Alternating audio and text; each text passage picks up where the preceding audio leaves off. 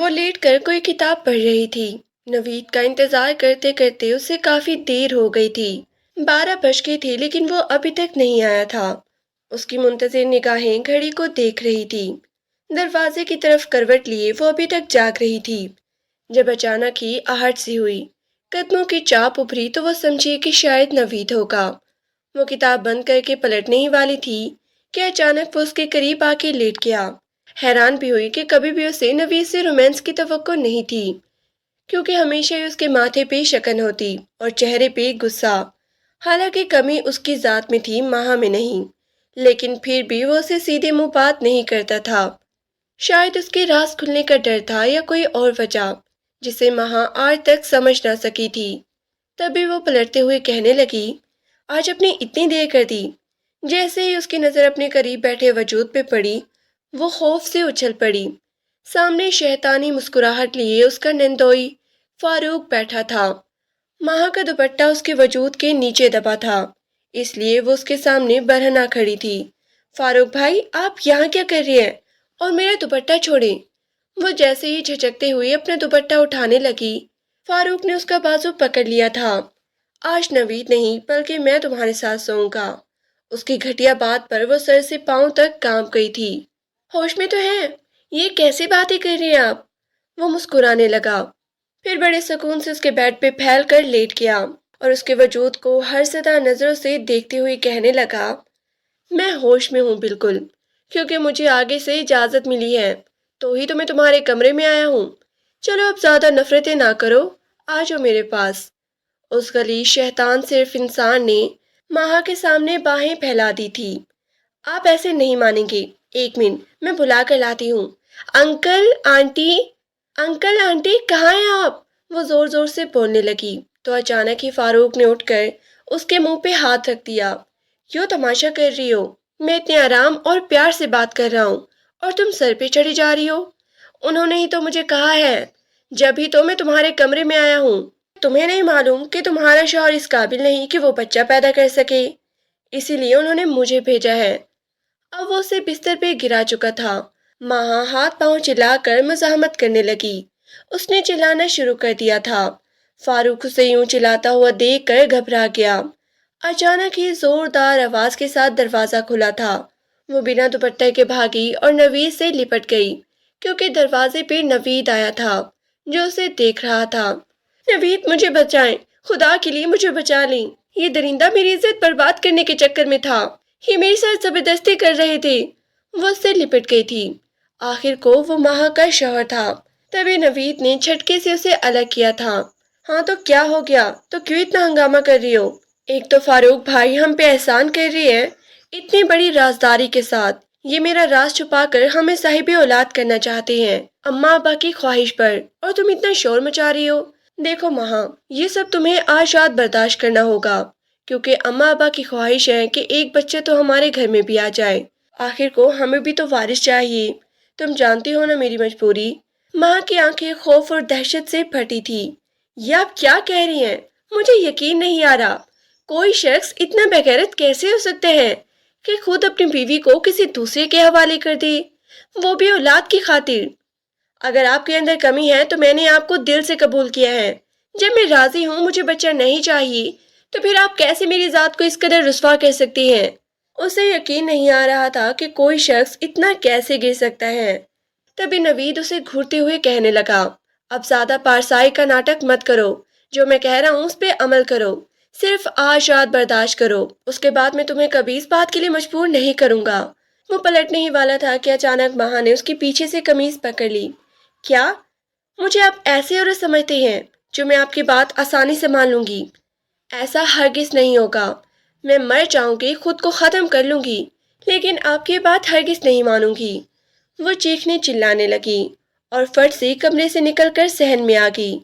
اس کے ساس سسر بھی گھبرا گئے تھے، خود نوید کے بھی ہاتھ پاؤں پھول گئے اور فاروق فوراً ہی رفو چکر ہونے کی کوشش میں تھا۔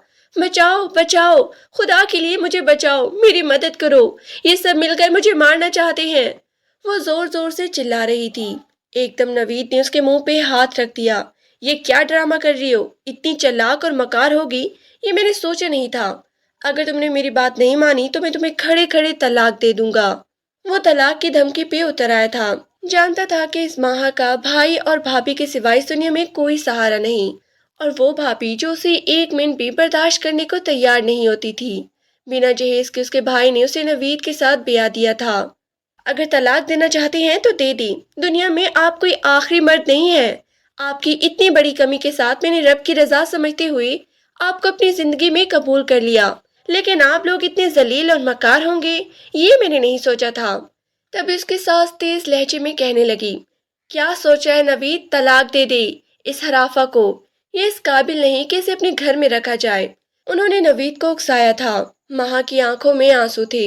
اگر طلاق کی صورت میں اس کی عزت محفوظ رہتی تو اسے منظور تھا۔ تبھی نوید کہنے لگا، طلاق دیتا ہوں میں تمہیں، طلاق دیتا ہوں میں تمہیں، طلاق دیتا ہوں میں تمہیں۔ وہ اتنا کمزور اور گھٹیا انسان ہوگا یہ ماہا نے سوچا بھی نہیں تھا، لیکن وہ خاموشی سے اسے چند لمحے دیکھتی رہی۔ اس کی آنکھوں میں آنسو بھی نہ آئے تھے، اور پھر اپنا سامان جو صرف کپڑے ہی تھے یا پھر وہ چھوٹی موٹی ضرورت کی چیزیں، اس نے وہ سامان اٹھایا اور جس گھر سے رخصت ہو کر آئی تھی اسی گھر کی طرف قدم بڑھا دیے۔ میڈم، یہ لڑکی ہے جس کے بارے میں نے آپ کو بتایا تھا، یہ تیمور صاحب کے بچوں کو بہت اچھے سے سنبھال لے گی۔ فاخرہ بیگم نے چونک کر ذکیہ کو دیکھا تھا جو آج اس لڑکی کو لے کر آئی تھی۔ چند دن پہلے ہی انہوں نے ذکیہ کو کہا تھا کہ وہ تیمور کے بچوں کے لیے کسی لڑکی کا بندوبست کریں جو انہیں سنبھال لے۔ سامنے کھڑی لڑکی کو دیکھ کر بہت ہی تذبذب کا شکار تھی۔ جوان لڑکی، صاف ستھرے کپڑے پہنے ہوئے، روشن پیشانی، اس کے چہرے پہ کوئی تاثر نہ تھا۔ پھر وہ ذکیہ سے کہنے لگی، دیکھو میں نے تمہیں پہلے ہی بتا دیا تھا کہ 24 گھنٹے یہاں پہ رہنا ہوگا، بچوں کو سنبھالنا آسان نہیں ہے۔ یہ لڑکی تو کم عمر ہے، اس سے کوئی تجربہ بھی نہیں ہے۔ انہوں نے ناک سے چشمہ ٹھیک کرتے ہوئے اس لڑکی کو دیکھا تو ذکیہ جلدی سے کہنے لگی، جی جی میڈم، یہ لڑکی بڑی ہی سلیقے والی ہے، گھر کا سارا کام کر لیتی ہے، اپنے بھائیوں کے بچوں کو تو اسی نے ہی سنبھالا ہے، بس حالات کی ستم ظریفی ہے، بیچاری کو جوانی میں ہی طلاق ہو گئی، 2 مہینے ہوئے تھے شادی کو تو شوہر نے چھوڑ دیا۔ میڈم، بچپن سے ہی جانتی ہوں میں اس لڑکی کو، بہت ہی اچھی عادت کی ہے، پڑھی لکھی بھی ہے، گھر کا سارا کام بھی آتا ہے، اور بچوں کو تو خوب اچھے سے سنبھالنا آتا ہے اسے۔ وہ مسلسل اس کی تعریفیں کر رہی تھی۔ فاخرہ بیگم نے سر ہلا دیا، پھر کہنے لگی، تو کیا یہ یہاں پہ رہ لے گی؟ اس کے بھائی بھابھی کو کوئی اعتراض تو نہیں ہوگا؟ وہ فکر مند ہوئی تھی۔ میڈم، کیسا اعتراض؟ اس کے بھابھی نے تو اس کا جینا حرام کر رکھا ہے، جب ہی تو بیچاری کی طلاق ہوئی ہے تب سے ہی اس کی روٹی کمانا بھی حرام کر دی ہے۔ تبھی تو اس نے مجھ سے درخواست کی تھی کہ خالہ کوئی نوکری ہو تو میرے لیے بندوبست کر دو، جہاں رہنے کا بھی انتظام ہو اور کھانے کا بھی۔ میں فوراً ہی سے آپ کے پاس لے آئی۔ بس میڈم، آپ اس بیچاری کو نوکری دے دیں، آپ کی بڑی مہربانی ہوگی، اسے بھی سر چھپانے کا ٹھکانہ مل جائے گا۔ بھائی بھابھی نے تو اس کا جینا حرام کر رکھا ہے، بیچاری مرنے کا سوچ کر اپنی زندگی حرام کرنے لگی۔ فاخرہ بیگم مسکرا دی، ٹھیک ہے، اگر یہ اپنی خوشی اور مرضی سے یہ نوکری کرنا چاہتی ہے تو بھلا مجھے کیا اعتراض ہو سکتا ہے؟ مجھے بھی ایک جوان اور ایسی لڑکی کی ضرورت تھی جس سے بچے سنبھالنا آتی ہو۔ ٹھیک ہے بیٹا، کل آپ سامان وغیرہ لے کر آ جانا، یہیں پہ شفٹ ہو جائیں۔ ذکیہ خوش ہو گئی تھی، جبکہ سامنے کھڑی لڑکی کے چہرے پر نہ خوشی کا تاثر تھا اور نہ ہی غم کا۔ وہ ایک عجیب الجھن میں نظر آتی تھی۔ طلاق کا دبا ماتھے پہ لیے وہ رات کے 3 بجے بھائی کے گھر پہنچی تھی۔ جیسے ہی دروازہ کھلا، سلمان اسے دیکھ کر حیران رہ گیا۔ اس کی آنکھیں لال ہو رہی تھی، لگ رہا تھا کہ گہری نیند سے جاگ کر آیا ہے۔ رات کے اس وقت ماہا کو دیکھ کر وہ پریشان ہو گیا۔ کون ہے؟ سلمان اس وقت پیچھے اس کی بیوی نورین بولتی ہوئی کمرے سے نکلی۔ بھائی بھابھی دونوں حیران پریشان ماہا کو دیکھ رہے تھے، جس کے ہاتھوں میں کالے رنگ کا بیگ تھا۔ تبھی وہ بھائی سے لپٹ کر رونے لگی۔ اس نامرد کمذات انسان نے مجھے طلاق دے دی ہے بھائی، وہ جسمانی طور پر ہی نہیں بلکہ ذہنی طور پر بھی نامرد تھا۔ بھائی کے کندھوں سے لگی وہ پھوٹ پھوٹ کے رو رہی تھی۔ نورین کی آنکھیں ابل پڑی، اسے یہ گمان نہیں تھا کہ اس کی نند، جس کی 2 ماہ پہلے شادی کر کے اس نے بامشکل سے جان چھڑائی تھی، وہ بھی بنا کسی جہیز کے واپس ہی اپنے بھائی کی دہلیز پہ آ کے بیٹھ جائے گی۔ تبھی سلمان حیرت سے کہنے لگا، کیا کہہ رہی ہو ماہا؟ تمہارا دماغ تو ٹھیک ہے، وہ بھلا تمہیں کیوں طلاق دے گا؟ کیا بات ہوئی؟ مجھے پوری بات بتاؤ۔ وہ روتے ہوئے کہنے لگی، میں ان کی نوکرانی بن کے خدمت کر لیتی بھائی، اس نامرد کے ساتھ گزارا کر لیتی، لیکن وہ تو مجھے گناہوں کے دلدل میں دھکیلنا چاہتا تھا، مجھ سے ایسے غلیظ کام کروانا چاہتا تھا جس کا میں سوچنا بھی نہیں چاہتی، اور نہ ہی آپ کو بتا سکتی ہوں کیونکہ وہ بات ایسی باعث شرم ہے۔ سلمان نے ایک گہری سانس لی تھی، اس کے کندھے جھک گئے تھے، لیکن نورین اسے غصے بھری نظروں سے دیکھ رہی تھی۔ میں کرتا ہوں بات صبح اس کمینے انسان سے، اس نے مہا کو تسلی دی تھی، لیکن وہ اچھی طرح جانتی تھی کہ ایسا کبھی نہیں ہوگا کہ سلمان کسی سے روبرو بات کر لے، کیونکہ وہ ایک ڈرپوک قسم کا مرد تھا جو اپنی بیوی کے سامنے ہی نہ بول سکتا تھا تو وہ کسی مرد کے سامنے کیا بولتا۔ وہ واپس اپنے اجاڑ کوٹھڑی میں آ کے بیٹھ کی تھی جسے 2 مہینے پہلے چھوڑ کے گئی تھی۔ سامنے ہی ایک پرانا فوٹو البم میں اس کے ماں باپ کی تصویر لگی تھی۔ اپنی بربادی، اپنی زندگی کا اسے اکیلے ہی سوگ منانا تھا۔ ماں باپ کی تصویروں کو دیکھتے ہوئے وہ پھوٹ پھوٹ کر رونے لگی۔ محلے کی عورتیں آ جا رہی تھی کیونکہ سب کو ہی پتہ چل گیا تھا کہ مہا کو طلاق ہو گئی ہے، لیکن کوئی یہ راز نہیں جانتا تھا کہ مہا کی جس سے شادی ہوئی تھی وہ ایک نامرد تھا۔ یہ بات صرف اس کی بھابھی کو معلوم تھی جس نے نوید کی ماں سے اچھی خاصے پیسے اینٹھ لیے تھے، یہ کہہ کر کے کہ وہ اپنی خوبصورت گوری چٹی دبلی پتلی نند کا رشتہ کروا دے گی تمہارے نامرد بیٹے کے لیے۔ لیکن مہا کو تو شادی کی رات پتہ چلا تھا کہ اس کا شوہر جنسی طاقت سے محروم ایک نامرد ہے۔ مجھے معاف کر دینا، میں نے تو گھر والوں کو صاف انکار کر دیا تھا کہ میں شادی کے قابل نہیں ہوں، کسی لڑکی کی زندگی نہ برباد کی جائے مجھ سے شادی کر کے، لیکن وہ میری بات ہی نہیں مان رہی تھی کیونکہ میں گھر کا اکلوتا بیٹا ہوں۔ میری 3 بہنیں ہیں، ایسے میں گھر والوں کو میری شادی ضرور کرنی تھی اور تمہاری زندگی برباد ہو گئی۔ وہ اس کے سامنے معصوم بن رہا تھا، مہا کے دل پر اس کی بات چھری بن کر لگی تھی، لیکن اس کی بھابھی جو بات بات پہ اس سے لڑائی جھگڑا کرتی تھی، کم از کم اس سے تو کچھ چھٹکارا مل گیا تھا۔ یہی سوچ کر اس نے نوید کو اپنی زندگی میں قبول کر لیا تھا، لیکن آگے ایسے حالات بن جائیں گے یہ اس کی وہم و گمان میں بھی نہیں تھا۔ ایک بار پھر سے وہ بابل کی دہلیز پہ آ کے بیٹھ گئی تھی اور نورین ہاتھ اٹھا اٹھا کر سارے محلے کو اس کی داستان سنا رہی تھی۔ ارے بھائی، تم لوگوں کے سامنے ہے یہ لڑکی، زبان دیکھو اس کی 6 فٹ کی ہے، 4 دن اپنے سسرال میں نہ رہ سکی، اب بتاؤ بھلا میں ساری زندگی کیسے برداشت کروں گی۔ وہ کچن میں بیٹھی بھابھی کے بچوں کے لیے ناشتہ بنا رہی تھی اور وہ وہاں اس کی ذات کی بخیے ادھیڑ رہی تھی۔ اب اس نے خاموشی کو اپنا اوڑھنا بچھوڑنا بنا لیا تھا، لیکن اس پر بھی بھابھی اسے دیکھ کر چلتی تھی۔ اب اس نے اس پر طرح طرح کے الزامات لگانا شروع کر دیے تھے۔ دیکھ لو تمہاری بہن کو جوانی کی کتنی آگ ہے، جب شادی کے بعد ایسا مرد ملا جو اسے ناپسند آیا تو بہانہ بنا کر اسے طلاق لے لی، اب چھت پر نہ جانے کیا لینے جاتی ہے۔ اس دن وہ کپڑے سکھانے چھت پہ گئی ہوئی تھی جب پیچھے سے بھابھی نے سلمان بھائی کے کان بھر دیے۔ جیسے وہ کپڑے سکھا کر نیچے آئی، سلمان اس کے سامنے آ کے کھڑا ہو گیا۔ کیا کرنے گئی تھی تم چھت پر، اور یہ کپڑے کیوں گیلے ہوئے ہیں؟ شرم نہیں ہے تمہیں؟ ابھی تم عدت میں ہو، ابھی 2 ماہ پہلے تمہاری طلاق ہوئی ہے۔ دیکھو مہا، میں یہ سب برداشت نہیں کروں گا، میں نے ہی تمہاری وجہ سے پورے گھر کا ماحول خراب کر دیا تھا اور پھر تم آ گئی ہو، اس لیے یہاں رہنا ہے تو جس طرح سے نورین کہتی ہے اسی طرح رہو، ورنہ میں تمہیں اپنے گھر سے نکال دوں گا۔ سگے بھائی کے منہ سے یہ الفاظ سن کر اس کی آنکھیں پھٹی کی پھٹی رہ گئی تھی، وہ کچھ بول بھی نہ سکی تھی، اس کے لب پھڑپڑا کے رہ گئے تھے۔ پھر مہا مشکل سے اپنے آنسو ضبط کرتے ہوئے کہنے لگی، میں نے کیا کیا ہے بھائی، آپ ایسا کیوں کہہ رہے ہیں؟ میرا کیا قصور ہے؟ میں تو کپڑے سکھانے چھت پہ گئی تھی اور آپ مجھے ایسے کہہ رہے ہیں۔ بس بس بی بی، مجھے یہ سب معلوم ہے، یہ پڑوس میں رہنے والا جو نوجوان کرائے پہ رہتے ہیں یا نوکری کرتے ہیں، اکثر ہی میں نے اسے چھت پہ کھڑے ہوئے دیکھا ہے، اور یہ بھی کپڑے سکھانے کے بہانے چھت پہ پہنچ جاتی ہے۔ نورین اس پہ جھوٹا اور گندا الزام لگا رہی تھی، تبھی سلمان کا ہاتھ اٹھا اور اس کے منہ پہ نشان چھوڑ گیا۔ وہ اسے کھینچتا ہوا صحن میں لے آیا اور اسے دیوار سے دے مارا۔ مہا کو یقین نہیں آیا تھا کہ اس کے بھائی کا خون سفید ہو چکا ہے، جبکہ نورین پیچھے کھڑی اسے پیٹتے ہوئے دیکھ رہی تھی۔ اس کی آنکھوں میں ایک سکون تھا، شروع سے ہی اسے اپنی نند بری لگتی تھی، جو اسے گلی کا گند لگتی، کیونکہ ساس تو اس کی تھی نہیں، جو اس کی شادی کے فقط 1 مہینے ہی جی سکی تھی، اوپر سے یہ نند جو اس وقت صرف 12 سال کی تھی، لیکن وہ نہیں جانتی تھی کہ یہ چھوٹی سی نند اس کے لیے ایک طوفان بن جائے گی۔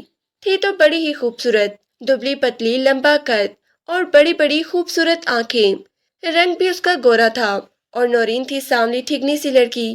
جیسے ہی مہا نے جوانی میں قدم رکھا عورتیں آ کر اسے دیکھتی اور ماشاء اللہ کہتی، پھر نورین کو دیکھ کر کہتی کہ دعا کرنا تمہارے بچے اپنی پھپھو پہ جائیں، دیکھو کیسی خوبصورت ہے، من مونی سی، ایسے لگتا ہے کہ کوئی چاند تمہارے آنگن میں اتر آیا ہے۔ یہ سن کر تو نورین کا حسد کے مارے برا حال ہو جاتا۔ اگر وہ اسے اپنے ساتھ کسی شادی میں لے جاتی تو 16 سال کی مہا پوری شادی میں سب سے الگ ہی نظر آتی۔ پھر دھیرے دھیرے اس نے مہا کے ساتھ زیادتیاں کرنا شروع کر دی۔ سلمان کے کان بھرنے لگی۔ ابھی اس نے 20ویں سال میں قدم رکھا تھا کہ جھٹ پٹ اس کی شادی بھی کر دی، وہ بھی ایک نامرد کے ساتھ، کیونکہ سلمان ایک غریب آدمی تھا۔ وہ ایک کمپنی میں نوکری کرتا تھا، تنخواہ میں اس کا گزارا ناممکن تھا، کیونکہ اس کے اپنے بھی 4 بچے تھے جن کو ایک طرح سے ماں نے ہی پالا تھا، کیونکہ بھابھی خود تو 12 بجے سو کے اٹھتی تھی، بچے بھوک سے روتے رہتے، ایسے میں ماں ہی تھی جو انہیں ناشتہ وغیرہ بنا کر دیتی۔ لیکن ماں بھی خوش تھی کہ چلو شادی ہو جائے گی تو اس عورت سے جان چھٹ جائے گی، لیکن وہ کیا جانتی تھی کہ ابھی تقدیر نے اسے کیا کیا رنگ دکھانے ہیں۔ آج پہلی بار سلمان نے اسے نورین کے کہنے پر 2-3 تھپڑ مارے تھے اور زمین پر دھکا بھی دے دیا تھا۔ اس کی عزت کا وقار 2 کوڑی کا ہو کے رہ گیا تھا۔ جسمانی چوٹوں کی اسے اتنی فکر نہیں تھی، لیکن روح پر لگنے والے زخم اس کے بھرنے والے نہیں تھے۔ پوری رات وہ بیٹھ کے روتی رہی، خدا سے دعائیں مانگتی رہی، یا خدا میرے لیے کوئی آسان راستہ نکال۔ پھر رحمت کا فرشتہ بن کے ذکیہ خالہ ایک دن اس سے ملنے آئی۔ وہ امی کی سہیلی تھی، اس کا حال احوال پوچھنے آتی تھی۔ جب اسے پتہ چلا کہ ماں کو طلاق ہو گئی ہے، ذکیہ خالہ اچھی طرح نورین کی فطرت جانتی تھی، لیکن اتفاق سے اس وقت نورین گھر پہ نہیں تھی۔ اس کے 2 بچے اس کے ساتھ گئے ہوئے تھے، جبکہ 2 بچے صحن میں کھیل رہے تھے اور ماہین رات کا کھانا بنا رہی تھی۔ لیکن اس کی سوجی ہوئی آنکھیں اور مایوس چہرہ دیکھ کر ذکیہ حیران رہ گئی۔ کیا ہوا میری بچی، یہ تو نے کیا حالت بنا لی ہے؟ چاند جیسا چہرہ تھا تیرا اور اب اتنا مرجھایا ہوا کیوں ہے؟ وہ ذکیہ خالہ کو دیکھ کر پھوٹ پھوٹ کر رونے لگی۔ اسے اس عورت کے اندر سے اپنی ماں کی خوشبو محسوس ہوتی۔ پھر اس نے بھی بھائی بھابھی کا بھرم نہ رکھا، گھر میں ہونے والا سارا فساد اس کے گوشے گزار کر دیا۔ اس قدر دردناک باتیں سن کر ذکیہ نے اپنے دل پہ ہاتھ رکھ لیا تھا۔ میری بچی کب تک اس ظالم عورت کے شکنجے میں جکڑی رہے گی؟ یہ پھر سے تجھے کسی شرابی جواری کے ساتھ بیاہ کر اپنی جان چھڑا لے گی۔ میری مان تو اپنی زندگی خود بنا۔ اس نے ذکیہ کے سامنے ہاتھ جوڑ دیے۔ خالہ خدا کے لیے میری جان چھڑوا دو، میں کہیں نوکری کر لوں گی، کسی وومن ہاسٹل میں رہ لوں گی، میں نے میٹرک کر رکھا ہے، اب بس کسی طرح میرے لیے کسی نوکری کا بندوبست کر دیں، بڑی مہربانی ہوگی آپ کی، لیکن یہ رازداری کی باتیں آپ کے اور میرے درمیان رہیں گی۔ ذکیہ نے اس سے وعدہ کر لیا تھا کہ وہ جلد آ کر اسے کوئی خوشخبری سنائے گی اور اس کی یہ بات کسی کے سامنے نہ بتائے گی۔ یہ سن کر اس کے چہرے پہ خوشی کے تاثرات چھا گئے تھے۔ سلمان روز روز کے لڑائی جھگڑوں سے تنگ آ گیا تھا۔ ماہا کے لب تو خاموش رہتے، وہ اپنے منہ سے آواز بھی نہیں نکالتی تھی، لیکن نورین کوئی نہ کوئی بہانہ ڈھونڈ لیتی تھی۔ تبھی وہ کہنے لگی، اب اپنی بہن کو رخصت کرنے کی تیاری کرو، میں اس کے لیے رشتہ دیکھ رہی ہوں۔ یہ سن کر ماہا کی جان نکل گئی، کیونکہ وہ جانتی تھی کہ بھابھی پھر سے کسی شرابی انسان سے بیاہ ہونے کا ارادہ رکھتی ہے۔ میں شادی نہیں کروں گی بھابھی، میں نے فیصلہ کیا ہے، بلکہ نوکری کروں گی۔ آج وہ ڈٹ کر ان کے سامنے کھڑی تھی۔ زیادہ زبان چلانے کی ضرورت نہیں، اگر گھر بسانا ہے تو اپنی زبان کو قابو میں رکھا کرو۔ پہلے ہی تم طلاق یافتہ ہو، کون تم سے شادی کرنے آئے گا، اور تم اتنے اونچے اونچے خواب دیکھ رہی ہو۔ سلمان نے اسے کھری کھری سنا دی تھی۔ وہ دھیمے لہجے میں کہنے لگی، جبھی تو کہہ رہی ہوں کہ میں شادی نہیں کروں گی، بلکہ میں نوکری کروں گی۔ اگر نوکری کرنی ہے تو پھر اس گھر میں نہیں رہو گی، کیوں ہمارے ماتھے پہ کلنک لگانا چاہتی ہو؟ اپنے ماتھے پر تو طلاق کا دھبا سجا لیا ہے۔ وہ سلمان سے خوب بحث کر رہی تھی۔ دونوں کی تکرار اتنی بڑی کہ اچانک ہی سلمان نے اسے کہہ دیا کہ نوکری کرنے کا اتنا شوق ہے تو اس گھر سے چلی جاؤ۔ وہ بھی نورین کے رویے اور اس کے منہ سے نکلنے والے انگاروں سے تنگ آ چکی تھی۔ روز ایک نیا الزام، روز ایک نیا جھگڑا۔ اس نے اپنے کالے رنگ کے بیگ میں کپڑے رکھے اور وہ گھر سے چل پڑی۔ نورین کا منہ کھلا کا کھلا رہ گیا تھا، جب سلمان دل ہی دل میں عجیب کشمکش کا شکار تھا۔ تبھی نورین بلند الفاظ میں کہنے لگی، چھوڑ دو سلمان، کہاں جائے گی؟ اسے کوئی محل کا شہزادہ تو بیانے سے رہا، 2-3 بار ٹھوکر کھاتی ہوئی واپس یہیں آئے گی۔ اب تو یہ ویسے بھی طلاق یافتہ ہے، کم از کم 4 بچوں کا باپ ہی اسے ملے گا۔ میں تو کہتی ہوں رشید سے اس کی شادی کر دیتا ہوں، پہلے ہی نکاح پڑھوا دیتا تو آج یہ نوبت نہ آتی۔ ماں اچانک ہی پلٹی تھی، اس کی آنکھیں آنسوں سے بھری ہوئی تھی۔ کچھ بھی ہو جائے بھائی، لیکن آپ کی دہلیز پہ قدم نہیں رکھوں گی۔ اگر رہنے کا کوئی ٹھکانہ نہ ملا تو کسی ٹرک کے نیچے آ کے اپنی جان دے دوں گی، لیکن آپ کی بیوی کے پاس واپس نہیں آؤں گی۔ یہ کہتے ہی وہ کانپتے وجود کے ساتھ گھر سے باہر نکل گئی تھی۔ وہ کہاں جاتی، اس کے پاس کوئی بھی ٹھکانہ نہیں تھا۔ سیدھی ذکیہ خالہ کے گھر چلی گئی۔ اس کی بہو بچوں کو لے کر مہکے گئی ہوئی تھی۔ ذکیہ اسے دیکھ کر پریشان ہو گئی۔ میری بچی، میں تو تجھے اپنے پاس رکھوں، لیکن میری بہو بڑی ہی مکار ہے۔ وہ مجھے ہی برداشت نہیں کرتی، تجھے کہاں سے برداشت کرے گی؟ لیکن تیرے لیے میرے پاس ایک ٹھکانہ ہے۔ خالہ خدا کے لیے میں کسی کی چاکری کر لوں گی، کسی کے پاؤں دھو کے پی لوں گی، مجھے جو کرنے کو کہیں گے میں کر لوں گی، جھاڑو برتن پوچھا، لیکن تم بس مجھے نوکری دلا دو۔ وہ اس کی منتیں کر رہی تھی، تبھی وہ اس کو لے کر فاخرہ بیگم کے پاس گئی۔ ذکیہ نے اسے پہلے بھی بتا دیا تھا کہ بڑے صاحب جی ہیں، ان کی بیوی ان سے طلاق لے چکی ہے، لیکن ان کے 2 چھوٹے بچے ہیں، 10 مہینوں کے دونوں بچے ہی جڑوا ہیں، اور میڈم جی بچوں کے معاملے میں کسی پہ بھروسہ نہیں کرتی، حتیٰ کہ ہر وقت دونوں کی نگرانی میں لگی رہتی ہیں۔ کئی عورتیں، کئی لڑکیاں آ چکی ہیں نوکری کے لیے، کیونکہ تنخواہ بھی بہت ہی اچھی ہے، کھانا پینا اور رہنا بھی ساتھ ہے۔ بس تم کسی طرح ان کا اعتماد جیت لینا، پھر تمہارے وارے نیارے ہو جائیں گے۔ میڈم کا دل بڑا ہی کھلا ہے۔ ذکیہ نے اسے سب سمجھا دیا تھا، تبھی تو وہ آج اس محل نما بنگلے میں کھڑی تھی، ایک نوکرانی کے روپ میں۔ آج پھر اپنے کپڑوں کا بیگ لے کر وہ اس بنگلے میں آ گئی تھی۔ سرونٹ کوارٹر میں اس نے اپنے کپڑے رکھے اور سیدھی میڈم کے پاس پہنچ گئی۔ وہ بہت ہی زیادہ گھبرائی لگ رہی تھی، لیکن چہرے سے اس نے ظاہر نہ ہونے دیا۔ فاخرہ بیگم اسے دیکھ کر مسکرائی، کہنے لگی، چلو آؤ، میں تمہیں بچوں سے ملواتی ہوں۔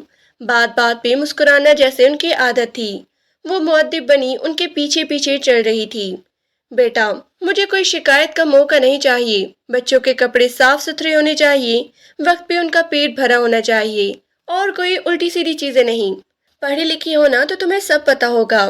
وہ بڑی نرمی سے باتیں کر رہی تھی۔ ماہا فوراً ہی کہنے لگی، جی جی میڈم، میں آپ کو کوئی شکایت کا موقع نہیں دوں گی، میں آپ کی امیدوں پر پورا اترنے کی کوشش کروں گی، میں دل و جان سے ان کا خیال رکھوں گی۔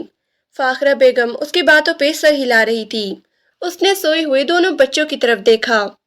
ایزل اور آرش دونوں ہی 10 مہینے کے تھے، بیٹی تیمور خان کے بچے، جنہیں ان کی ظالم ماں چھوڑ کے چلی گئی تھی۔ صرف پیدا کرنے کا اسے شوق تھا، پالنے کا نہیں۔ وہ تو ان بچوں کو اس دنیا میں لانا بھی نہیں چاہتی تھی، لیکن یہ تیمور کی ضد تھی، تبھی تو اس بات پر اتنی جھڑ ہو گئی کہ وہ ہمیشہ کے لیے تعلق ہی ختم کر کے چلی گئی۔ بن ماں کے بچے پالنا آسان نہیں تھا۔ ماہر نے جیسے ہی کاٹ میں سوئے ہوئے بچے کو دیکھا، اس نے بے اختیار ماشاء اللہ کہا تھا۔ نیلی نیلی آنکھوں والے خوبصورت گول مٹول بچے، روئی جیسے نرم و نازک وجود، اس نے آج تک اتنے خوبصورت بچے نہیں دیکھے تھے۔ ان بچوں کو دیکھ کر اس کا دل دھڑک اٹھا۔ جب بچے اتنے خوبصورت ہیں تو ماں باپ کیسے ہوں گے؟ فاخرہ بیگم نے اسے سب سمجھا دیا تھا۔ وہ تو دل و جان سے ان بچوں کا خیال رکھنے کے لیے تیار تھی۔ بیٹا، بچوں کے لیے نئی میڈم رکھ لی ہے، بہت ہی اچھے سے خیال رکھتی ہے ان کا وہ لڑکی۔ فاخرہ بیگم ناشتے کی ٹیبل پر تیمور کو بتا رہی تھی۔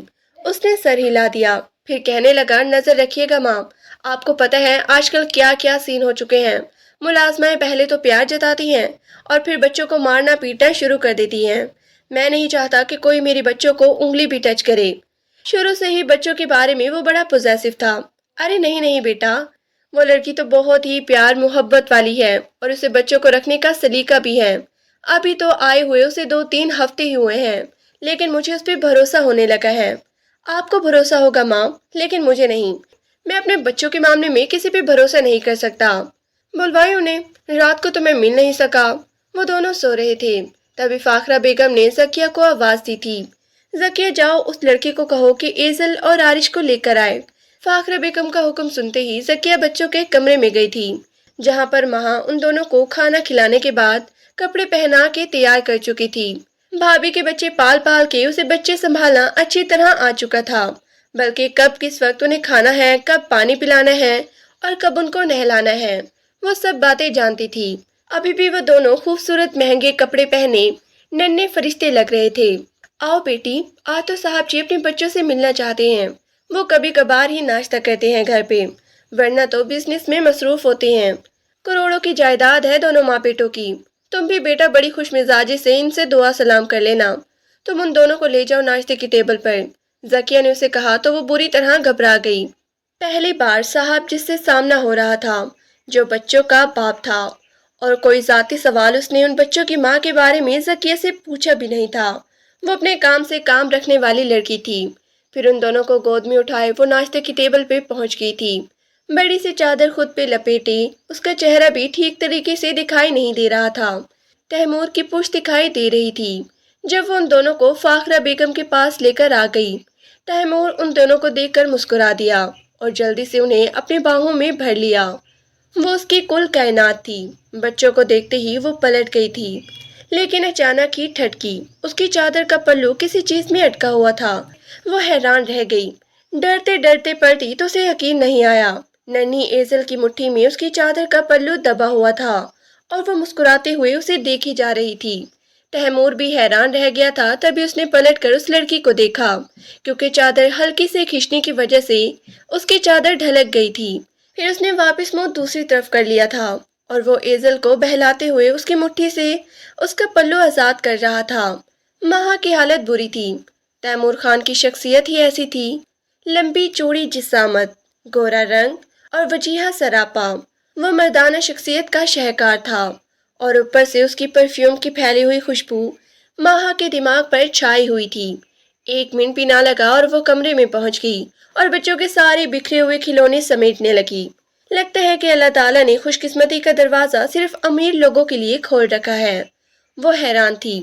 एक तो खूबसूरत इतना, ऊपर से इतनी दौलत जायदाद। सच में इन सबकी जिंदगी है, हम गरीबों की नहीं, जो कि अपने दुखों में जीते रहते हैं। वो कभी भी ऐसे एहसास से कमतरी का शिकार नहीं हुई थी, लेकिन न जाने क्यों आज अपनापन बहुत ही कमतर महसूस हो रहा था। तैमूर तो बहुत ही कम घर पे होता था। कभी वो मीटिंग के सिलसिले में एक शहर होता तो कभी दूसरे शहर। हालांकि कभी कभी तो 2-3 दिन के लिए उसे किसी दूसरी कंट्री में भी जाना पड़ता। ऐसे में बच्चों की ठीक तरह से देखभाल के लिए उसे किसी भरोसेमंद औरत की जरूरत थी और ये जिम्मेदारी उसने अपनी माँ पे डाल दी थी। 3 साल पहले उसने शादी की थी इशाल से, जो कि एक बड़े बिजनेसमैन की बेटी थी। उसकी और इशाल की एक डिनर पार्टी में मुलाकात हुई थी और वो उस पर मर मिटी। उसने खुद ही तैमूर की तरफ दोस्ती का हाथ बढ़ाया था। मला की खूबसूरत गोरी चिट्टी रंगत जो देखे देखता ही रह जाए। इशाल ऐसी ही थी और उसे अपनी हुस्न जवानी और दिलकश के बारे में अच्छी तरह वाकफियत भी थी। इसलिए पार्टी में जब तैमूर ने उस पर निगाह न डाली तो ये बात उसे जरा अच्छी न लगी। आगे बढ़कर वो खुद ही उससे मुलाकात के लिए चली आई। हाय मिस्टर तैमूर, उसने मुस्कुराते हुए उसकी तरफ हाथ बढ़ाया था। तैमूर भी उसे देख के मुस्कुरा दिया। हाय, कैसे हैं आप? इशाल के पप्पा जलाल दरानी से उसके अच्छे खासे मरासिम थे। इशाल पार्टी में मरकजी निगाह बनी हुई थी, लेकिन तैमूर ने उसे निगाह उठाकर भी ना देखा था। बस दिन रात उसका एक ही मकसद था, अपने बिजनेस को बुलंदी पर ले जाना। तभी तो बहुत ही कम उम्र में बिजनेसमैन होने के बावजूद वो बिजनेस सर्कल में अपनी एक पहचान बना चुका था। फिर अक्सर ही इशाल और उसकी मुलाकातें होने लगी। बतौर लाइफ पार्टनर उसने इशाल को मुंतखब कर लिया था, लेकिन उसका डैडी इशाल की फितरत से बखूबी वाकिफ था। उसका किसी एक में से दिल नहीं भरता था। अब तैमूर ने उसे प्रपोज किया तो वो खुश थी। यूं 1 साल बाद दोनों की शादी हो गई। शादी के शुरू दिन बड़े ही हसीन गुजरे। वो हनीमून पे 1 महीने के लिए यूरोप चले गए थे। जब वो वापस आए तो ऐशाल की तबीयत खराब रहने लगी। जैसे ही टेस्ट करवाया तो पता चला कि वो प्रेग्नेंट है। ये सुनकर तैमूर की खुशी की इंतहा न थी, लेकिन इशाल के चेहरे के तासुरात बता रहे थे कि वो बहुत ही गुस्से में है। ये तो शादी को 4 दिन नहीं हुए और इतनी जल्दी में प्रेग्नेंट हो गई। नहीं, अभी मुझे ये सब नहीं करना। तैमूर उसे प्यार से समझाते हुए कहने लगा, देखो फर्स्ट बेबी कर लो, आगे तुम्हारी मर्जी है, बस मुझे एक बच्चे की चाहत है। ये सुनकर इशाल को बहुत ही गुस्सा आया, लेकिन मेरा ऐसा कोई इरादा नहीं है। मैं अभी बच्चा नहीं करना चाहती। अभी मेरी उम्र ही क्या है, लाइफ एंजॉय करनी है मुझे। वो इस बच्चे को रखना नहीं चाहती थी, लेकिन तैमूर ने उसे साफ इनकार कर दिया कि वो इस बच्चे को जाया करे या उसे नुकसान पहुंचाने की कोई कोशिश करे। वो हर कीमत पर ये बच्चा चाहता है। फिर अगले महीने जब वो चेकअप करवाने उसके साथ डॉक्टर के पास गया तो डॉक्टर ने खुशखबरी सुनाई। मुबारक हो तैमूर, आपको एक नहीं बल्कि 2 जुड़वा बच्चे हैं। उसने फर्स्ट अल्ट्रासाउंड में ही उन्हें बता दिया था। इशाल को बहुत ही गुस्सा आ रहा था। وہ کسی قیمت پر یہ بچے نہیں چاہتی تھی، لیکن تیمور کو بچے بہت ہی پسند تھے۔ پھر وہ اسے سمجھاتے ہوئے کہنے لگا، دیکھو اللہ نے ہم پر جلدی کرم کیا ہے، اس کی مہربانی ہے، ہمیں اس کی نعمت سے منہ نہیں موڑنا چاہیے۔ لیکن یہ بات اشال کی سمجھ میں آنے والی نہیں تھی۔ پریگننٹ ہونے کے باوجود وہ رات گئے دیر تک پارٹیوں میں چلی جاتی اور وہاں سے آدھی آدھی رات کو واپس آتی۔ تیمور اس کی وجہ سے پریشان رہتا، لیکن ایک دن پارٹی میں فارس خانزادہ کو دیکھ کر اشال کا دل دھڑکنے لگا۔ اس نے ابھی ابھی لندن سے اپنا سارا بزنس وائنڈ اپ کر کے پاکستان میں سیٹ کرنا شروع کر دیا تھا، لیکن اشال کو دیکھ کر وہ مسکرا دیا۔ واو بیوٹیفل لیڈی، بہت ہی خوبصورت ہیں آپ، وہ اس کی تعریف کر رہا تھا۔ اشال تو مانو آسمان کو چھونے لگی، لیکن اچانک اسے یاد آیا کہ نہ صرف وہ شادی شدہ ہیں بلکہ پریگننٹ بھی ہیں، لیکن اس نے اپنی پریگننسی چھپا لی۔ وہ چھپ چھپ کر فارس خانزادہ سے ملاقاتیں کرنے لگی۔ تیمور بزنس کے سلسلے میں اتنا مصروف ہو گیا کہ اسے پتہ ہی نہ چلا کہ اس کی پیٹھ پیچھے اشال کیا رنگ رلیاں منا رہی ہے۔ پھر ایک دن وہ چپکے سے ڈاکٹر کے پاس چلی گئی۔ ڈاکٹر، میں یہ بچہ ضائع کروانا چاہتی ہوں، مجھے نہیں چاہیے ابھی بچے۔ یہ آپ کیا کہہ رہی ہیں؟ دیکھیں، آپ کی پریگننسی کو 5 مہینے ہو چکے ہیں اور اس منتھ میں بچہ ضائع کروانا بہت ہی غلط ہے، اور دوسری طرف آپ کی جان کو بھی خطرہ ہے، آپ کی بڑی میڈیکل سرجری کرنی پڑے گی۔ ڈاکٹر نے اسے ڈرا دیا تھا، لیکن وہ خوف کے مارے پیچھے ہٹ گئی۔ پھر اس نے فارس کو بتا دیا کہ وہ نہ صرف شادی شدہ ہے بلکہ پریگننٹ بھی ہے۔ فارس کہنے لگا، اپنے پہلے شوہر سے طلاق لے لو، میں تمہیں اپنا لوں گا۔ یہ سن کر وہ بہت ہی خوش ہو گئی تھی۔ پھر جلدی تیمور کو بھی پتہ چل گیا کہ آج کل وہ کن ہواؤں میں ہے۔ میں یہ سوچ بھی نہیں سکتا تھا کہ تم اتنی گری ہوئی عورت نکلو گی۔ تم پریگننٹ ہونے کے باوجود بھی آج کل دوسرے مردوں کے ساتھ گھومتی پھر رہی ہو۔ مجھے میرے مینیجر نے بتایا ہے، میں نے تم سے کوئی محبت نہیں کی تھی، بس ویسے ہی غلط فہمی ہو گئی تھی کہ میں تمہاری محبت میں مبتلا ہو گئی ہوں۔ اصل محبت تو مجھے فارس سے ہوئی ہے اور میں اسی سے شادی کروں گی، تم سے طلاق لے کر۔ وہ ناڈر ہو کر اس کے سامنے کہہ رہی تھی۔ تیمور کو لگا آج وہ دنیا کا سب سے غریب آدمی ہے۔ ٹھیک ہے، میں تمہیں طلاق دے دوں گا، لیکن جب تک تم حاملہ ہو اور جب تک میرے بچے تمہاری کوکھ میں ہیں، میں تمہیں طلاق نہیں دوں گا۔ کہیں تم میرے بچوں کو نقصان نہ پہنچا دو۔ پھر ان دونوں کے درمیان یہ بات طے ہو گئی تھی، جس دن ایشال نے بچہ پیدا کیے اس کے 1 ہفتے بعد تیمور نے اسے طلاق دے دی تھی، کیونکہ وہ 1 منٹ بھی اس کے ساتھ رہنا نہیں چاہتی تھی۔ دونوں جڑواں خوبصورت بچے اس دنیا میں آ چکے تھے، ایک لڑکا اور ایک لڑکی۔ فاخرہ بیگم اس کی شادی شدہ زندگی کو یوں برباد ہوتے دیکھ کر بہت ہی ناخوش تھی۔ وہ اس بات پہ اداس رہتی کہ ان کی بیٹی کی زندگی ایک لڑکی نے برباد کر دی۔ اب بچے مکمل طور پر میڈ کے رحم و کرم پر تھے، لیکن اس دوران اس نے میڈ کو چھوٹے بچوں کو پٹکتے ہوئے دیکھا تو اسی وقت اسے پولیس نے گرفتار کر لیا۔ وہ اپنے بچوں کے معاملے میں بہت ہی حساس تھا۔ فاخرہ بیگم 3-4 ملازمیں چینج کروا چکی تھی، لیکن ابھی تک انہیں ڈھنگ کی ملازمہ نہیں ملی تھی۔ لیکن ماہا کو دیکھ کر ان کی جیسے ساری پریشانی دور ہو گئی تھی، کیونکہ وہ بچوں کو بہت ہی اچھی طریقے سے رکھ رہی تھی۔ تیمور نے اپنی تسلی کے لیے کیمرے میں CCTV کیمرے بھی لگوا رکھے تھے۔ وہ اکثر ہی بچوں کو دیکھتا رہتا تھا جب بھی اسے وقت ملتا۔ اس دن میٹنگ ختم ہونے کے بعد وہ بہت ہی ریلیکس فیل کر رہا تھا۔ آج ایک بہت بڑی ڈیل فائنل ہونے والی تھی۔ اگر یہ ڈیل اسے مل جاتی تو اس کے وارے نیارے ہو جاتے۔ تبھی اس نے سکون والے انداز میں کرسی کی پشت سے سر ٹکایا۔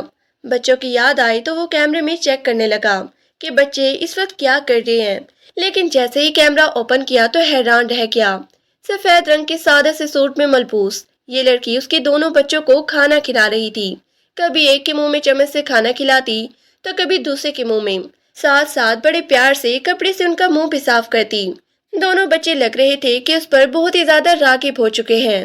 ایزل اسے ہاتھ ہلا ہلا کر تنگ کر رہی تھی، لیکن وہ انہیں دیکھ دیکھ کر بہت ہی خوش ہو رہی تھی۔ ایسا محسوس ہوتا جیسے ان بچوں کی میڈ نہیں بلکہ ان کی سگی ماں ہے۔ وہ حیران رہ گیا تھا اس لڑکی کی محبت پر۔ سچ میں ہی وہ لڑکی ان بچوں کے لیے بالکل پرفیکٹ تھی۔ 2-3 دن سے وہ اتنا مصروف تھا کہ آج 2 بجے رات کو گھر آیا۔ آج ماں کا فون آیا تھا جس نے اسے بتایا تھا کہ آج عرش کو ہلکا سا بخار ہو گیا تھا، لیکن ڈاکٹر نے دوائی دے دی ہے، اسے گھر پہ بلوا لیا تھا۔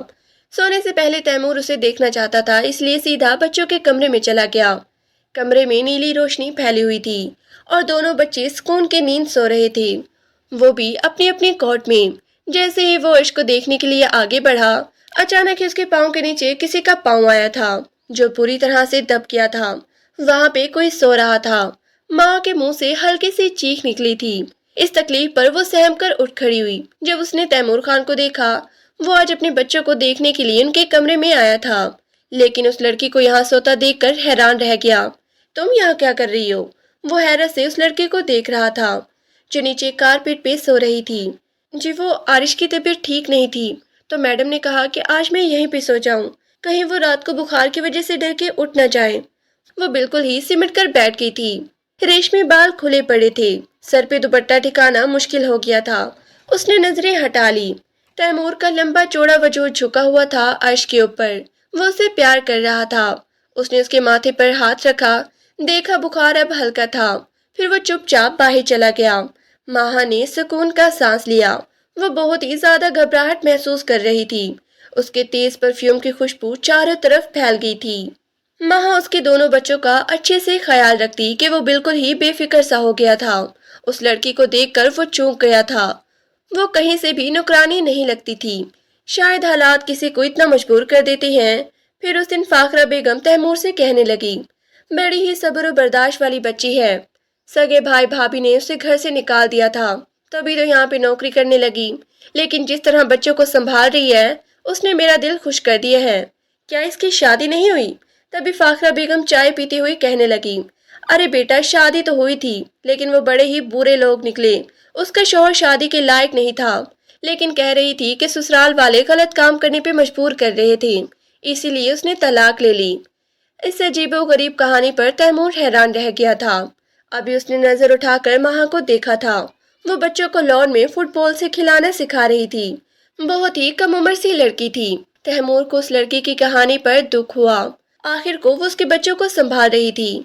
फिर धीरे धीरे वक्त गुजरने लगा। बच्चे हद से ज्यादा माँ से अटैच हो गए थे। वो एक मिनट भी उसके बगैर नहीं रहते थे। उसने भला कहाँ जाना था? भाई भाभी ने कभी पलट के पूछा भी नहीं था, और वो सोचती कि वो हमेशा यहीं पे रहेगी। लेकिन जब तैमूर साहब शादी कर लेंगे तो ये बच्चे भी उससे जुदा हो जाएंगे, लेकिन वो हमेशा उनका ऐसे ही ख्याल रखेगी। वो उन्हें अपनी औलाद की तरह प्यार करने लगी थी। अब वो दोनों दो दो साल के हो चुके थे और दोनों ही भला के खूबसूरत थे। फिर एक दिन फाखरा बेगम तैमूर से कहने लगी, अब तुम भी शादी कर लो तैमूर, कब तक उसका रोग दिल में लेके बैठे रहोगे? तैमूर माँ की बात पे मुस्कुरा लिया।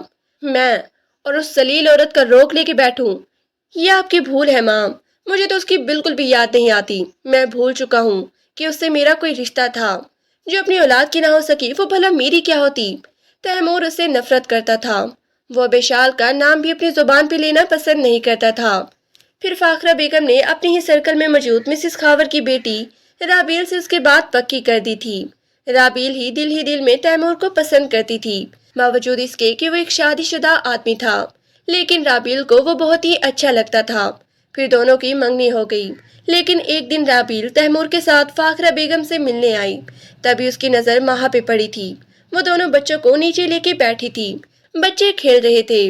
उसकी तरफ हाथ उठा उठा के इशारे करते। वो मुस्कुराते हुए उन्हें मोहब्बत से देख रही थी। राबील उसे कड़वी नजरों से देखती तैमूर से कहने लगी, ये लड़की कौन है?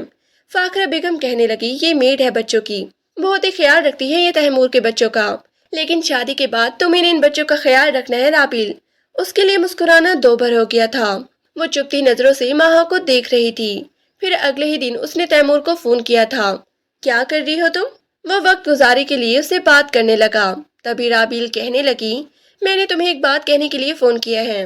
बच्चों के लिए कोई बड़ी उम्र की औरत कोई भी मुलाजमा रखी जा सकती है, और तुमने इतनी जवान लड़की को बच्चों की देखभाल के लिए रखा हुआ है। मैं इसका मकसद नहीं समझी। तैमूर उसकी बात सुन के हैरान रह गया था। ये मेड मैंने नहीं बल्कि माँ ने रखी है। वो बच्चों का ख्याल रखती है बहुत ही अच्छे से। वो आज से नहीं बल्कि 3 सालों से इस घर में है। बच्चे उससे बहुत ही अटैच है, इसलिए माँ ने उसे मुस्तकिल तौर पे रखा हुआ है। देखो तैमूर, आंटी ने उसे रखा है या फिर तुमने अपने फायदे के लिए उसे घर में रखा हुआ है, मैं इसका मतलब नहीं समझी। लेकिन ये बात जानती हूँ कि लोग जवान मुलाजमा को अपने घर में क्यों रखते हैं। वो एक घटिया बात कर रही थी। तैमूर के माथे पर बल पड़ गए। क्या मतलब है तुम्हारा? क्या कहना चाहती हो? मेरा कोई मतलब नहीं है, बस तुम उस लड़की को अपने घर से निकाल दो। बच्चों की देखभाल के लिए दूसरी औरतें भी मिल जाएंगी। एक जवान लड़की को तुमने अपने घर में क्यों रखा हुआ है? मुझे ये बात बिल्कुल भी पसंद नहीं आई। वो उसे बातें सुना रही थी। तैमूर ने फोन काट दिया। اب وہ سوچنے پر مجبور ہوا کہ شال کے بعد اب وہ رابیل سے شادی کر کے بھی بہت ہی بڑی غلطی کر رہا ہے۔ اسے بہت ہی غصہ آ رہا تھا۔ گھر جا کر اس نے ماں کو کھری کھری سنائی تھی۔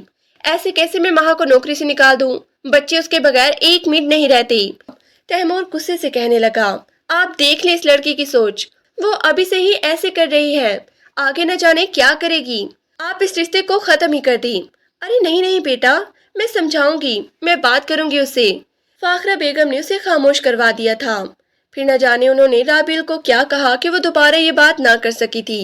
جب ایک دن وہ شادی کی شاپنگ کے لیے اسے لے کر جا رہا تھا تو دونوں بچوں نے بھی ان کے ساتھ جانے کی ضد کی۔ تیمور نے فوراً ہی دونوں کو بازو میں بھر لیا تھا، لیکن رابیل کے چہرے پہ غصہ تھا۔ تبھی تیمور کا بازو کھینچتے ہوئے وہ کہنے لگی، ارے وہ لڑکی ہے تو صحیح ان دونوں کا خیال رکھنے کے لیے، دیکھو یہ دونوں ہمیں تنگ کریں گے، ہم شاپنگ بھی نہ کر پائیں گے۔ تیمور کے منہ کے زاویے بگڑ گئے تھے۔ وہ حیرت سے رابیل کو دیکھ رہا تھا کہ وہ دونوں بچوں سے بالکل بھی محبت نہیں جتا رہی۔ اسے بھی صحیح رابیل کا رویہ سمجھ آ گیا تھا۔ تبھی اسی لمحے اس نے فیصلہ کیا تھا۔ پھر وہ کہنے لگا، رابیل ابھی تم جاؤ، شاپنگ کے لیے کل چلیں گے۔ رابیل غصے میں پیر پٹکتی ہوئی وہاں سے چلی گئی تھی۔ ماں دور کھڑی ان دونوں بچوں کو روتے ہوئے دیکھ کر پریشان ہو گئی تھی۔ تبھی وہ دوڑتی ہوئی تیمور کی طرف آئی اور اسے کہنے لگی، میں انہیں ابھی چپ کروا دیتی ہوں، بس یہ 2 منٹ میں چپ ہو جائیں گے۔ اس نے ان دونوں کو اپنے بازوں میں بھر لیا تھا، پھر بہلاتے ہوئے اپنے ساتھ لے گئی۔ چند لمحے بعد ہی وہ لان میں ایک دوسرے کے پیچھے بھاگتے ہوئے پھر رہے تھے۔ ان کے ننھے ننھے قہقہوں کی آواز تیمور بڑے ہی غور سے سن رہا تھا۔ ساتھ ہی اس کی نظر ان کے پیچھے بھاگتی ماہ پہ پڑی۔ وہ پچھلے 3 سالوں سے اس بنگلے میں تھی اور اس کے آنے کے بعد اسے بچوں کے معاملات میں کبھی بھی کوئی پریشانی نہیں ہوئی تھی۔ اسی لمحے اس نے فیصلہ کیا تھا۔ یہ کیا کہہ رہی ہو تم؟ رابیل سے رشتہ ختم کر دوں؟ لیکن کیوں؟ فاخرہ بیگم حیران تھی۔ اس لیے کہ وہ میرے بچوں سے نفرت کرے گی، انہیں ماں جیسی محبت نہیں دے گی، اور یہ بات مجھے بہت ہی بری لگے گی۔ میں اپنے بچوں کو جان سے بھی زیادہ چاہتا ہوں۔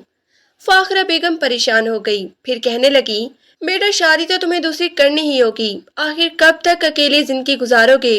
تمہیں بھی ایک بیوی کی ضرورت ہوگی میرے بچے۔ اپنے سکون اور راحت کے لیے وہ بیٹے کے لیے پریشان تھی۔ ہاں شادی تو میں کروں گا ضرور، اور وہ بھی اگلے جمعے کو ہی، لیکن بالکل سادگی سے۔ اگلے جمعے کو؟ بیٹا اتنی جلدی رشتہ کہاں سے ملے گا؟ تمہارا دماغ تو ٹھیک ہے۔ وہ حیران تھی۔ رشتہ ڈھونڈنے کی ضرورت نہیں، وہ دیکھو وہ سامنے کھڑی ہے میری بچوں کی ماں۔ اس نے دور کھڑی ماہ کی طرف اشارہ کیا تھا۔ فاخرہ بیگم کی آنکھیں پھٹ پڑی تھی۔ کیا تم اس نوکرانی سے شادی کرو گے؟ یہ ہماری بچوں کی میڈ ہے بیٹا، ہمارے معیار کی نہیں۔ وہ ایک طلاق یافتہ لڑکی ہے، تمہیں تو کماری لڑکی کا بھی رشتہ مل سکتا ہے۔ فاخرہ بیگم حیران تھی۔ وہ مسکرا دیا، یہ نوکرانی ضرور ہے، لیکن اسے حالات نے اس نوکری پہ مجبور کیا ہے ماں، ورنہ آپ دیکھیں کتنی خوبصورت پڑھی لکھی اور سمجھدار لڑکی ہے، لیکن ذلیل لوگوں کے گندے معاشرے نے اسے اس نوکری پہ مجبور کیا اور یہ اپنی آگے والی زندگی کو اپنے لیے ختم کر بیٹھی ہے۔ لیکن میرے بچوں کو ایک ماں والا پیار دے رہی ہے، وہ بھی بغیر کسی لالچ کے۔ وہ انہیں پیار کرتی ہے، ان کا خیال رکھتی ہے۔ مجھے اپنے بچوں کے لیے ایسی ہی عورت کی تلاش ہے۔ فاخرہ بیگم مسکراتی تھی۔ یہ بات ہے تو بیٹا، اگر تم نے اس لڑکی سے شادی کر لی تو اس کی قسمت تو چمک جائے گی۔ میں تو تمہاری بات پر راضی ہوں۔ ٹھیک ہے، آپ اس سے بھی پوچھ لینا۔ یہ کہہ کر تیمور آفس چلا گیا تھا۔ پھر جب اگلے دن فاخرہ بیگم نے ماہ سے یہ بات کی تو اسے اپنے کانوں پہ یقین نہیں آیا تھا۔ وہ پوری طرح گھبرا گئی تھی۔ نہیں نہیں میڈم، میں اس لائق نہیں، میں آپ کے بچوں کی ساری زندگی یوں ہی خدمت کرتی رہوں گی، بغیر کسی صلے کے۔ تیمور صاحب کے لیے ان جیسی ہی لڑکی آپ تلاش کریں جو ان کے معیار کی ہو۔ میں ان کے ساتھ چلتی ہوئی بھی اچھی نہیں لگوں گی، کہاں وہ آسمان کے چاند اور کہاں میں زمین کی خاک۔ فاخرہ بیگم نے بڑے پیار سے اس کے سر پہ ہاتھ رکھا، پھر کہنے لگی، اس نے خود ہی تمہارا نام لیا ہے بیٹا، یہ رشتہ صرف میں اپنی رضامندی سے تھوڑی کر رہی ہوں، اسی نے کہا ہے کہ مجھے میرے بچوں کی ماں مل گئی ہے تمہاری صورت میں۔ ماں حیرت سے انہیں دیکھ رہی تھی، اب وہ کچھ نہ کہہ سکی۔ پھر جمعے کو ان دونوں کا نکاح ہو گیا تھا۔ وہ ان کی پہلی رات تھی۔ ماں اس کے سحر انگیز شخصیت کے آگے بری طرح گھبرا رہی تھی۔ تبھی تیمور نے بڑی نرمی سے اس کے ہاتھ تھامے اور کہنے لگا، مجھ سے گھبرانے یا ڈرنے کی ضرورت نہیں، میں آدم خور نہیں ہوں۔ وہ مسکرا رہا تھا۔ ماں نے حیرت سے اسے مسکراتی ہوئی دیکھا۔ بیوی کی صورت میں مجھے صرف سکون چاہیے، تمہارے جیسی لڑکی مجھے وہ سکون دے سکتی ہے، اور میرے بچوں کو پیار جس کی انہیں ضرورت ہے۔ ماہا نے سر جھکا لیا تھا۔ تیمور نے بڑے پیار سے اس کے چہرے کو چھوا اور کہنے لگا، تم اپنی قسمت پر رنجیدہ ہوگی، لیکن دیکھو خدا نے تمہاری قسمت کے دروازے کتنے بڑے کھول دیے ہیں۔ اب تم ہمیشہ میرے ساتھ رہو گی، میری زندگی بن کر۔ ماہا نے شرما کر دونوں ہاتھوں میں چہرہ چھپا لیا تھا۔